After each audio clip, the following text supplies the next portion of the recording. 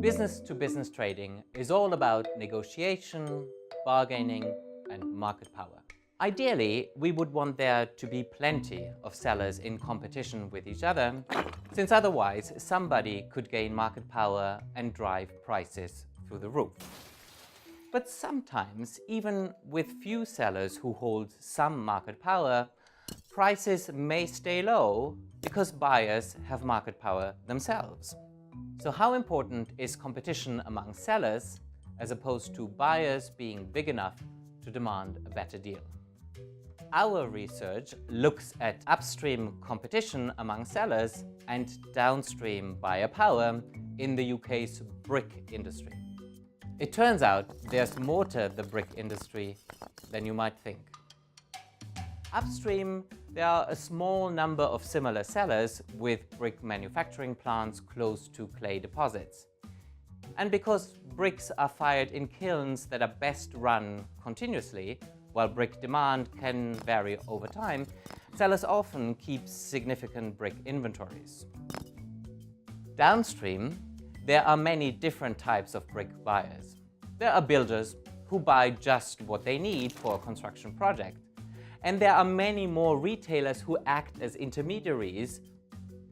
Big buyers are likely to bargain with sellers over the terms of big contracts. We find that on average, bricks tend to travel about 100 kilometers from their manufacturer to the buyer. That being said, only about 1 in 10 contracts involve bricks from the closest possible supplier. The rest of the time, we can say that one firm is invading a rival firm's turf. Because of this geographic overlap, the Competition Commission in a past investigation of the brick sector argued that the market for bricks really is national. Firms can in fact compete without having to be too close to their buyers. Our research delves further into this. We look at the biggest brick makers in the UK and all their sales from 2001 to 2006. That's over 600,000 different contracts and a ton of bricks. We can take into account everything needed to compare different kinds of buyer-seller relationships. What we learn is that when it comes to buyers having power to get a better deal, upstream competition is more important than downstream buyer size in this industry. But what kind of differences do we see? Being a big buyer definitely helps. You can get bulk discounts and lower prices than smaller firms in the same place as you.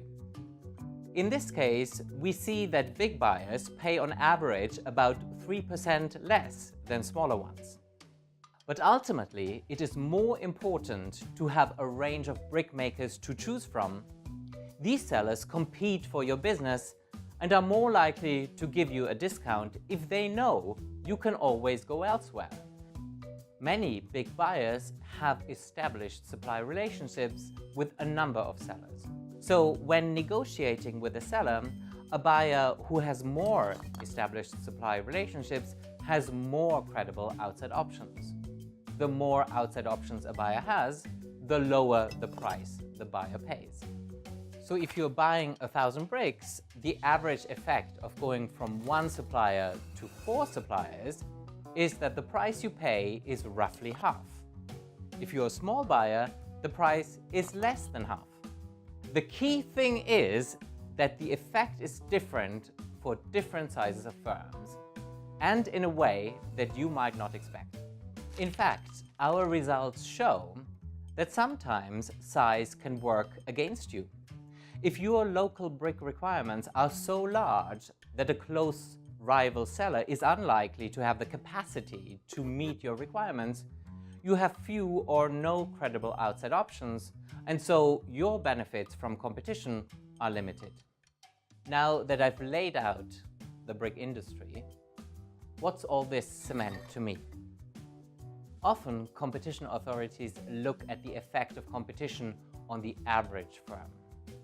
Our research shows that the same competitive environment can have different effects on different sized firms. There are lots of building blocks when it comes to understanding competition. This new method from our research is the next big brick in building a better understanding. Sorry, I couldn't help it.